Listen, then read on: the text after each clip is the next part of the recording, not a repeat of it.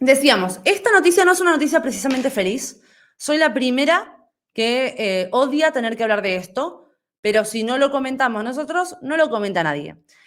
Y ahora vamos a hacer la prueba. Si son de Argentina, fíjense en esta noticia que vamos a ver ahora y fíjense si ustedes escucharon algo en algún medio nacional, en algún medio que no sea solo provincial, como es lo que vamos a ver, o sea, como yo lo vi originalmente en el 12. Esto sucedió muy cerca de mi casa. Yo vivo en Córdoba, en el Valle de Calamuchita. Esto ocurrió en Altagracia, muy cerca de mi casa, algunos kilómetros, a un par de pueblos de distancia, ocurrió esta puta barbaridad.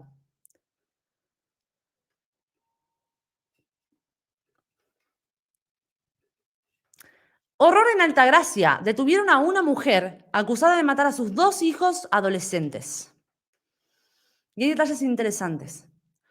Los chicos de 15 y 17 años sufrían discapacidad y se movilizaban en silla de ruedas. Los cuerpos estaban en avanzado estado de descomposición. La madre fue trasladada a la cárcel. Córdoba. El horror se apoderó de la ciudad de Altagracia, a 40 kilómetros de la capital, donde una mujer fue detenida, acusada de asesinar a sus 2 hijos de 15 y 17, ambos con discapacidad. Fue imputada por homicidio agravado por el vínculo reiterado en 2 hechos y quedó alojada en la cárcel de Bower. La causa está en manos del fiscal Alejandro Peralta Otonelo. Los cuerpos de los adolescentes fueron hallados pasado el mediodía en su casa en la calle Pachamama del barrio Villa Cañares, en Altagracia. Un familiar de las víctimas habría sido quien alertó a la policía. Según declaraciones de Peralta Tonelo, el hecho dataría de hace tiempo. Habían 2 tubos de oxígeno, pero va a ser materia de investigación, explicó cuando se le consultó si los menores eran electrodependientes. Los cadáveres, según indicaron, estaban en avanzado estado de descomposición y fueron enviados a la morgue para que se realicen las autopsias y los peritajes necesarios. Respecto de quién alertó a la policía, hay quienes dicen que podría haber sido un familiar, mientras que otros apuntan directamente al padre de los chicos. Es decir, ahora surge el primer indicio de que quien alertó del posible deceso de estos 2 menores fue el padre de los niños. Y vos decís, ¿y el padre dónde estaba? Hay otra noticia que nos lo cuenta, ahora lo vamos a ver. Vecinos del lugar indicaron al 12 que ambos adolescentes se movilizaban en silla de ruedas y que tenían una alimentación especial, y aunque en el barrio todos conocían a la familia, dijeron que la madre no era muy sociable. Los 2 chicos vivían solos con su mamá, que estaba separada. La familia pasaba una situación económica complicada. El padre de los adolescentes, que habría nacido con problemas de salud, es albañil y estaba separado de la mujer desde hace un año. Entre los testimonios vertidos por los vecinos a la prensa, una mujer aseguró que le sorprendía que la madre de los menores no salía nunca y decía que nadie podía cuidar a sus hijos. Otro planteó que que solía poner música fuerte y que cuando se la veía en la calle solía usar una túnica que le cubría el rostro. Desde la justicia indicaron que se esperan los resultados de las autopsias para tener mayores datos de lo que sucedió en la casa. Me hizo mucho acordar a un caso que hubo en España, no sé si lo llegarán a recordar, de un chico con discapacidad que fue asesinado por su madre. Su madre al principio se inventó una sarta de barbaridades como para intentar cubrirse, pero cuando ya era evidente y todo apuntaba hacia ella, los registros de las cámaras, los testimonios, etcétera, finalmente sí reconoció que lo había hecho ella, pero dijo que había sido accidentalmente y nunca dijo dónde estaba el cuerpo del menor. El cuerpo del menor nunca fue encontrado.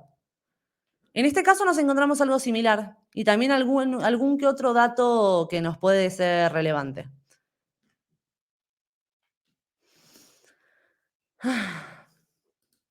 Y el dato que nos puede ser relevante para seguir entendiendo esto, porque planteamos la pregunta de qué pasó con el padre, era un albañil que estaba separado de la madre.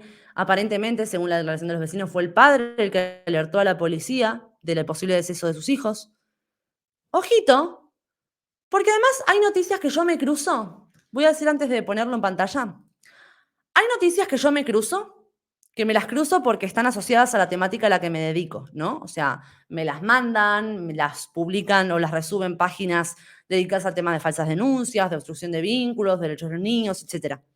Y después están las famosas noticias por cercanía, ¿no? O sea, noticias de portales de noticias de tu zona, de tu barrio, de tu provincia, que van informando de cosas que ocurren en la actualidad de ese lugar. Esta noticia la encontré en el segundo tipo. Son noticias de cercanía. Una noticia que me encuentro en el 12 originalmente, un canal de Córdoba, que está contando lo que ocurre en Altagracia, muy cerca de mi casa. Y fíjate por dónde me termino encontrando que, por otro lado, el padre de las víctimas confesó que hacía bastante tiempo que no podía ver a sus hijos porque su madre no se los dejaba ver. Y yo pregunto, ¿qué hay que hacer? ¿Cuántos Lucios tienen que haber? ¿Cuántas Zoes tienen que haber? ¿Cuántos Milos tienen que haber? ¿Cuántos Renzos tienen que haber? ¿Cuántos niños más tienen que morir a manos de sus madres antes de que la justicia decida tomar seriamente los reclamos de su padre? ¿Cuántos niños o cuánto sufrimiento más tienen que tolerar los niños? ¿Cuánto es el sufrimiento debido? ¿Cuánto es el sufrimiento exigido? Que tienen que atravesar menores de edad vulnerables que no tienen capacidad de reclamar por su cuenta, de salir a marchar, de denunciar o de votar, para que alguien decida, por fin, ponernos como el centro de la cuestión antes de dirimir premisas ideológicas absurdas y anticientíficas en función de una supuesta protección de los menores. ¿No será hora de que abandonemos la narrativa de género que sistemáticamente nos termina haciendo concluir una realidad que no es la realidad material en la que todos vivimos? ¿No deberíamos empezar a desterrar de nuestro sistema judicial el relato ideológico feminista que solo apunta a las mujeres como víctimas y a los hombres como agresores? ¿No estaría siendo hora de que volvamos a manejar la justicia como en un momento debió ser, a través de hechos y no de sexos? ¿No estaría bueno que dejemos de aplicar el derecho penal de autor, catalogado de esta manera en los juicios de Nuremberg, donde se juzga a una persona por su sexo en lugar de por los actos que comete? ¿No deberíamos dejar de promover un discurso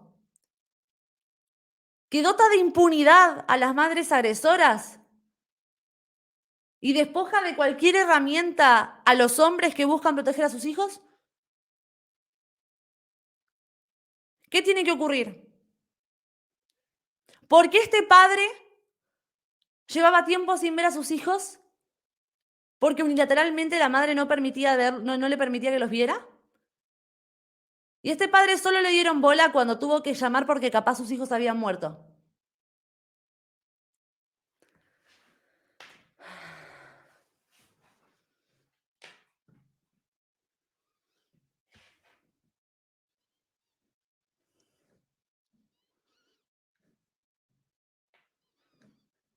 Y Lucio es el ejemplo más conocido, es el ejemplo más común. El que atravesó fronteras e hizo que se enteraran en todo el mundo. Pero Lucio es un número.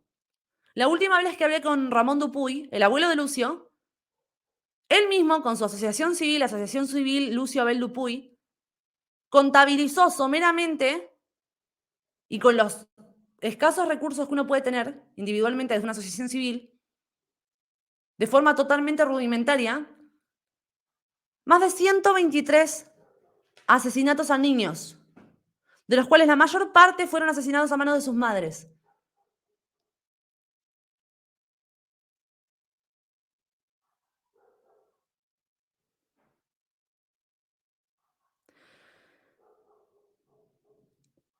¿Y los vecinos? ¿Qué hacemos con los vecinos?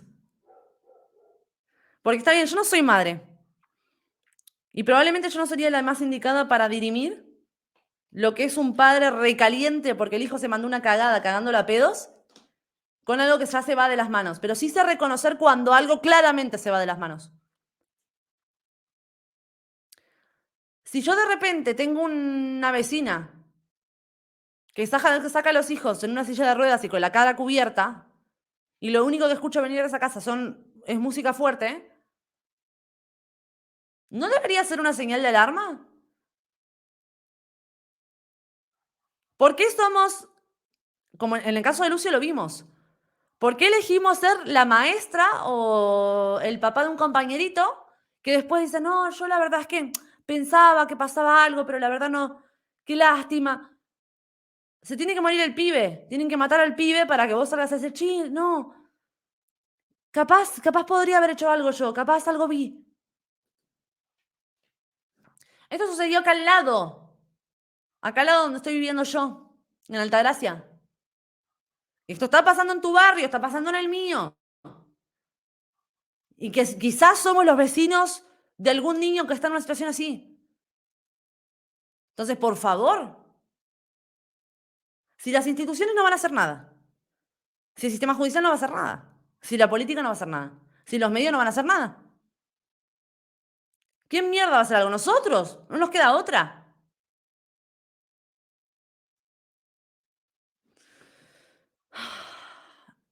Y siempre les voy a decir una cosa. Yo sé que en una situación de conflictiva, de violencia, sobre todo si es dentro del barrio, donde sos vecino, etcétera, siempre es feo meterse. Y uno siempre intenta no hacerlo. Siempre uno intenta no meterse. Pero a veces es requisito indispensable. Porque pensate que si ese pibe termina muerto finalmente, si vos hubieras preferido quizás ser la vecina hinchapelotas, que se preocupa por nada, antes que tener un vecinito de 5 años muerto, ponele. Sí, el efecto espectador se llama eso, Artilla, tal cual. Hay estudios que muestran que cuando hay varias personas que podrían ayudar, es poco probable que alguien ayude. Si depende de una sola persona, probablemente va a ayudar. Es eso, el efecto espectador, ¿no? Que partimos de que siempre va a haber alguien más idóneo que nosotros para actuar. Estamos viendo que no hay nadie idóneo. Nosotros no somos los idóneos, por supuesto, pero el que sí es idóneo no va a ayudar. Entonces hay que involucrarse. Yo prefiero equivocarme y después siempre que me cruce con una vecina tener un momento incómodo, porque en un momento pareció que yo estaba insinuando que podría estar maltratando a sus hijos, que no hacerlo y que el pibe termine muerto, ¿qué decirte? Recordemos que no estamos hablando de gente que pueda denunciar por su propia cuenta. Un niño no tiene prácticamente maneras de defenderse. Es físicamente imposible. En fin, como digo, esto era algo que yo tenía que cubrir porque ocurrió al lado de mi casa, porque me dedico a esto y porque nadie se ha enterado jamás. Los niños tenían discapacidad, tenían, creo que hemos leído 15, 16 años, lo han corregido parece, 15, 16 años. Llevan 2 meses muertos, nadie se había dado cuenta. El único que reclamaba algo era el padre, al que la madre no los dejaba ver. Estaban condenados esos pibes. Total y absolutamente condenados.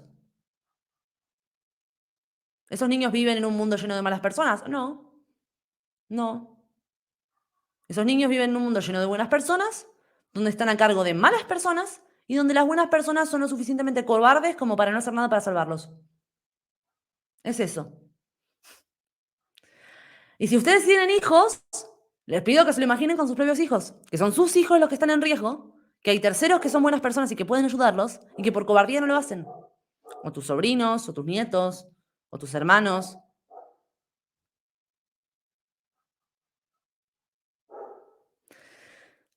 A mis primitos les hacen algo y yo me convierto en el fucking John Wick. Y asesino a todas las personas que podrían haber hecho algo y no lo hicieran. Bueno, no voy a asesinar a nadie, ¿no? Aviso por las dudas. Y ustedes tampoco deberían asesinar a nadie, que quede claro.